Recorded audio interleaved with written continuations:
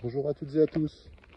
Je vous retrouve aujourd'hui pour une nouvelle petite vidéo et un thème que je souhaitais aborder avec vous sur un sujet qui est un peu devenu une sorte de tarte à la crème spirituelle en développement personnel. C'est le fameux lâcher prise. Alors, je voulais vous parler du lâcher prise parce qu'il n'est pas toujours évident de comprendre les tenants et les aboutissants, et pour mieux l'intégrer, l'assimiler, comprendre ce qu'il représente fondamentalement. Il est bénéfique de se rapprocher de la philosophie bouddhiste, par exemple, qui prône le non-attachement, le détachement.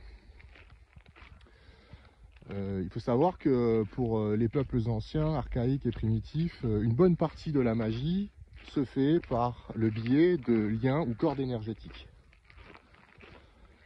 Il importe donc, par le biais de l'introspection, de pouvoir faire l'inventaire, on va dire, de ses attachements, de ses dépendances aussi, pour pouvoir mieux s'en défaire, s'en libérer, puisque c'est autant de conditions et d'entraves à notre réalisation. On peut chercher des causes, des dépendances et des attachements dans la matière. Bien évidemment, ça peut être des addictions de toutes sortes, en rapport au tabac, à la nourriture, à l'alcool. Cela peut être aussi le besoin de gagner plus d'argent, de faire carrière, de trouver un logement plus grand, tout un tas de choses qui nous omnibulent au quotidien, que l'on peut penser comme bénéfiques ou nécessaires. Cela peut être aussi un attachement dans les émotions.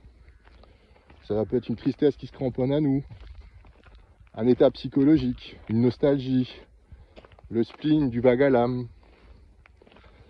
Cela peut être également des idéaux, des pensées, une image qu'on s'est forgée en se disant que la vie devait être ainsi. Souvent l'ego va imaginer les choses, va faire des plans, anticiper, et souvent la vie fait que ça ne se produit pas comme ça. Et c'est à ce moment-là que notre capacité d'adaptation est testée et mise à rude épreuve. Donc les sources d'attachement et de dépendance et de liens sont essentielles à inventorier pour s'en défaire. Puisque la seule chose qui coûte et qui compte, coûte que coûte, c'est de pouvoir se réaliser.